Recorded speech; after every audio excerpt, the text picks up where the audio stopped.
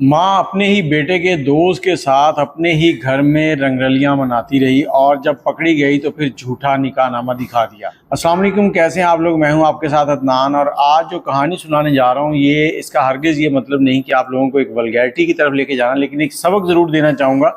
तो सुनने के बाद अपनी राय ज़रूर दीजिएगा। अब लाहौर के अंदर एक फैमिली है और ये फैमिली जो है काफ़ी अच्छी है। इनका घर है, ऊपर वाला पोर्शन जो है उन्होंने किराए पे दिया हुआ है और इस घर में एक रियाज नामी लड़का रहता है। रियाज जो है उसकी वालिद और वालदा उम्र में काफ़ी फ़र्क है। इसके वालिद जो हैं वो तकरीबन 12 से 14 साल अपनी बीवी से बड़े हैं। अब जैसे जैसे इसके वालिद की उम्र ढलती जा रही है, इसकी वालदा जो है वो और भी जवान होती जा रही है। रियाज की एक बहन थी और ऊपर वाला जो पोर्शन इन्होंने किराए पर दिया था उनका एक लड़का था। अब इसकी बहन की उस लड़के के साथ कोई अंडरस्टैंडिंग हो गई और ये पुराने टाइम की बातें हैं। अब ये बहन जो है अपने भाई को लेटर लिख के देती, जो ऊपर जाके उस लड़के को दे के आता। लड़का इसको चॉकलेट वगैरह देता, फिर ये लेटर वो भी देता, वो नीचे ला के देता। कुछ अरसे तक तो ऐसे ही चलता रहा। जब रियाज को समझ आई कि मैं तो इस वक्त इन दोनों के दरमियान दलाली कर रहा हूँ, मैं तो इनके पैगाम इधर उधर भिजवा रहा हूँ, तो उसने अपनी बहन को समझाया और बहन को समझाने के साथ साथ ही उसने ऊपर जो किराएदार थे उनको कह दिया कि आप लोग इस घर को खाली कर दें। उनको टाइम दिया, उस टाइम के मुताबिक वो घर खाली करवा लिया। अब जो लड़की है उसके ऊपर बड़ी तवज्जो रखी जाने लगी। लड़की जो है उसके ऊपर काफ़ी सख्ती होने लगी। लड़की पढ़ रही है और मैट्रिक के बाद जैसे ही इसने कॉलेज में दाखिला लिया तो कॉलेज में दाखिला लेने के बाद कुछ वक्त गुजरा तो इसके बहुत से यार बनने लग गए। अब कॉलेज वालों ने जब इस चीज़ को नोटिस किया तो उन्होंने इनके घर पे इतला भेजी। इसकी वालदा को बुलाया और उसको बताया कि आपकी बच्ची के कुछ ऐसे मामला हैं, आप इनको खुद कंट्रोल करें। अब घर पे आके उसकी वालदा ने उसके वालिद को बताया तो इसको अच्छी खासी डांट भी पड़ी और उसके बाद इसको समझाया गया और इसकी वालदा ने खुद उसको पिक करना, खुद लेने जाना, खुद छोड़ लेके वापस आना कॉलेज से, ये सारी ड्यूटी उसकी लग गई। अब इसकी वालदा और वालिद की आपस में बनती नहीं थी और लड़का जो है ये भी जैसे ही मैट्रिक से आगे गया तो कॉलेज में दाखिल हुआ। अब कॉलेज में जैसे ही एडमिशन हुआ तो इसका एक दोस्त बना, एहसान नाम था। अब उस दोस्त के पास कभी किताबों के पैसे ना होते, कभी फीस ना होती, लेकिन रियाज जो है इसके पास ये सारी चीज़ें होती थी। अब ये क्या करता, ये उसकी थोड़ी बहुत हेल्प किया करता था। उसके पास अगर कोई चीज़ कम है ये उसको ले देता, पैसों की ज़रूरत होती पैसे भी दे देता। एक रोज़ ये उसको अपने घर लेके आता और अपनी माँ से उसका तारुफ करवाता है और उसके बाद ये कई बार इसके घर आता, वापस चला जाता और आहिस्ता आहिस्ता ऐसा होने लगा कि कई बार ये रातों को भी इनके घर ही सो जाता। अब वक्त गुजरता गया, इसकी बहन जो है उसने कॉलेज ख़त्म किया और उसके बाद उसने एक यूके में अप्लाई कर दिया स्टडी वीज़े के लिए और उसका स्टडी वीज़ा जो है वो भी अप्रूव हो गया। जैसे ही वो अप्रूव हुआ तो वो वहाँ से यूके चली गई। अब यूके पहुँचती है तो वहाँ कुछ अर्सा गुजारने के बाद इसके वालिद को पता चलता है, कोई दोस्त उसका बताता है कि आपकी बेटी यहाँ पर एक इंडियन हिंदू है उसके साथ लिविंग में रह रही है, मतलब बगैर निकाह के, बगैर किसी भी बातचीत के इकट्ठे रहते हैं। अब उसके वालिद ने लड़की से पूछा तो लड़की ने आगे से जवाब दे दिया कि नहीं, ऐसा कोई मसला नहीं है। इधर वो जो नौजवान इसका दोस्त था रियाज का, एहसान, वो भी इनके घर पे ही रहना शुरू हो गया। वो कई दिन अपने घर ना जाता, इनके घर पे ही रहता और इनके घर का एक फ़र्द बन चुका था। और बीच में ऐसे होता है कि इसके वालिद जो हैं वो कई बार वीज़ा अप्लाई करते हैं यूके का कि मैं खुद जाके वहाँ पर देखूँ कि वहाँ क्या हो रहा है क्या नहीं हो रहा, मैं इस चीज़ को खुद देखना चाहता हूँ, लेकिन उसका वीज़ा जो है वो रिजेक्ट हो जाता है। आखिरकार वो अपने एक दोस्त को कहता है कि इसकी रैकी करो, इसको जासूसी करो और मुझे बताओ। अब उसका दोस्त कुछ ऐसी तस्वीरें उसके साथ कुछ वक्त के बाद शेयर करता है कि उसके पैरों के नीचे से ज़मीन निकल जाती है कि उसकी औलाद क्या कर रही है। एक लड़के के साथ नजायज़ तल्लुकात के साथ रहना एक उसकी आदत बन गई। जब बाप ने उसको डांटा तो उसने बाप से कहा कि मेरा जिस्म मेरी मर्ज़ी, ये वाली कहानी सुना दी कि मैं जो भी करूं आपको इससे क्या गर्ज है, आप अपने घर रहें। अब लड़की ने ये सारी बातें की। उसके बाद बाप जो है सोचता रहा और एक दिन एकदम परेशान बैठा था और उसको आता है हार्ट अटैक। हार्ट अटैक आया तो उसकी डेथ हो गई।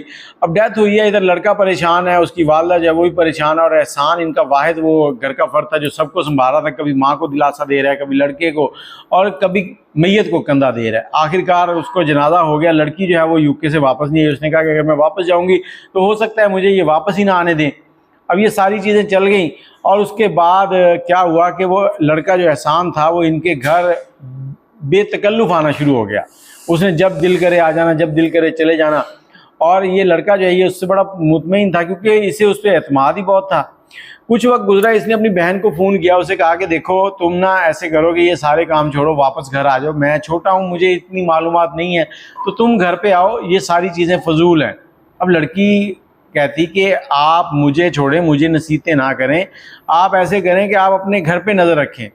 अब ये लड़का परेशान हो गया, इसने घर पे नज़र रखनी शुरू कर दी और कुछ दिन गुजरे, इसको कोई समझ ना आई। अब इसने लड़की के साथ फिर रब्ता किया। अब रब्ता हुआ, उसने कहा कि जो इसकी बहन थी उसने कहा देखो मैंने तुम्हें कहा था कि तुम दिन को नहीं रात को जाग के देखो।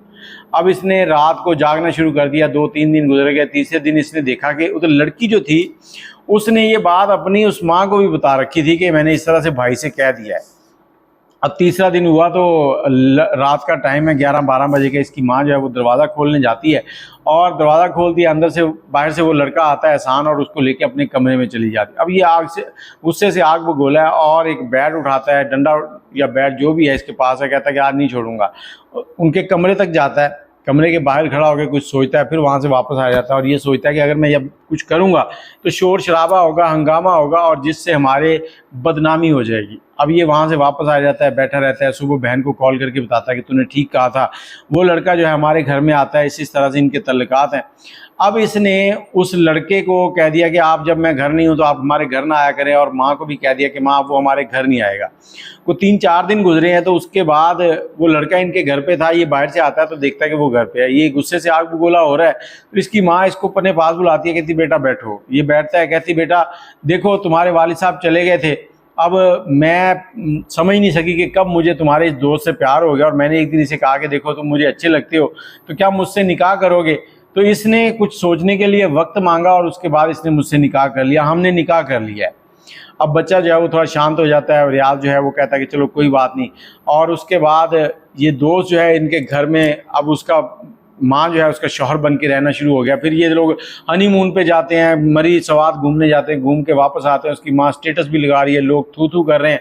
जब ये मरी गए हुए थे तो इसका एक दोस्त कहता है रियाज का कि यार ये क्या मामला है। उसने कहा जी मेरे माँ ने उससे निकाह कर लिया है। कहता निकाह कर लिया, तो उन्होंने उनका वो निकाहनामा देखा है? कहता नहीं। तो कहता फिर चेक करो। अब ये नादरा ऑफिस जाता है, इधर उधर चेक करता है। नादरा ऑफिस में उसके बाप का जो डेथ सर्टिफिकेट है वो रिकॉर्ड मौजूद है, लेकिन उसकी माँ के नाम पे दूसरा निकाहनामा कोई भी रजिस्टर नहीं हुआ। अब ये वापस आके अपनी माँ से पूछता है कि माँ अपना निकाहनामा दिखाओ। माँ जो है कभी इधर हाथ मार कभी इधर हाथ मार बात को टाल मटोल कर रही थी। बेटा जो है वो गुस्से से लाल पीला हो रहा है और आखिर माँ सोचती है कि इसको सच बता दूँ। वो इसके पास आती है और आकर इसके पास बैठ जाती है, इसके पाँव पकड़ती है और कहती है कि बेटा मुझसे गलती हो गई थी, मैं बहक गई थी, मैं तुम्हारे बाप को सज़ा देना चाहती क्योंकि उसने मेरी ज़िंदगी ख़राब कर दी थी। मुझसे उम्र में बड़ा था, मेरे ऊपर अजीबोगरीब पाबंदियाँ लगाई और मुझे जो सुकून चाहिए था वो नहीं दे सका। अब बेटा जो है वो खामोश है। एकदम से उसे गुस्सा आता है और इस एहसान नामी शख्स जिसको उसने दोस्त बनाया था पकड़ के मारना शुरू कर देता है। ये उसको मार रहा था कि इस तरह मार रहा था कि शायद आज उसकी आखिरी दिन है। माँ जो है जाके बेटे का हाथ पकड़ती है और उसको भगा देती है। उसके बाद बेटे के पास बैठकर फिर उससे माफ़ी मांगती है। बेटा माँ को कुछ नहीं कहता, उठकर अपने कमरे में जाता है और कुंडी अंदर से लगा लेता है। अब माँ जो है वो उसके दरवाज़ा नोक करती है, माफ़िया मांगती है, बेटा मुझे माफ़ कर दो, मैं आप दोबारा कभी ऐसी कोई बात नहीं करूँगी। और इधर बेटा जो है वो दरवाज़ा नहीं खोलता। रात हो गई। रात के टाइम बेटे को भूख लगी, उठकर किचन में जाता है, वहाँ जाकर कुछ बनाता है, बनाकर खाने लगता है। खाते खाते इसको ख्याल आता है कि माँ से बात करूँ, क्योंकि माँ से मोहब्बत भी थी। अब माँ के कमरे की तरफ जाता है, 2-3 बार आवाज़ देता है। जब आवाज़ें देता है तो इसको कोई समझ नहीं आती कि क्या हुआ, माँ बोल ही नहीं रही। अब ये ज़ोर से दरवाजे को धक्का देता है। जैसे दरवाज़ा खुलता है तो क्या देखता है कि पंखे के साथ इसकी माँ की लाश जो है वो लटक रही है। उसके हाथ में एक नोट है और वो नोट जब ये कागज़ उठाता है, पढ़ता है, उसके ऊपर लिखा था बेटा मैं बहक गई थी, मुझे माफ़ कर देना, मैं अब शायद तुम्हारा सामना नहीं कर सकती थी इसलिए मैंने ये रास्ता चुन लिया है। अब बाकी तू मुझे माफ़ कर देगा तो हो सकता है कि मेरी कोई खुलासी हो सके। अब ये बेटा रोते हुए वापस आ जाता है अपने कमरे में। अब ये अकेला रह चुका था, दोस्त ने धोखा दिया, माँ ने ये काम कर लिया और बहन जो है वो पहले से ही आपके सामने के बाहर गई हुई है, वहाँ पर गुलछड़े उड़ा रही है। तो ये सारी कहानी आपसे शेयर करने का मकसद है कि घर के अंदर कभी भी किसी को ऐसे बिला वजह नहीं लाते। आपको कितना भी किसी के ऊपर ट्रस्ट है, लेकिन क्या पता सामने वाले की नीयत कब बदल जाए। और जवान लोगों के ऊपर शैतान हमला ही बहुत करता है। अपनी राय कमेंट में ज़रूर दीजिएगा और मुझे इजाज़त दें। दुआ में याद रखिएगा। अगर आपके पास ऐसी कोई कहानी है तो हमें ज़रूर बताएं ताकि उसको लोगों तक पहुंचाया जाए और कोई इससे सबक हासिल कर सके। नंबर है 0300 25 20 629। अल्लाह हाफ़िज़।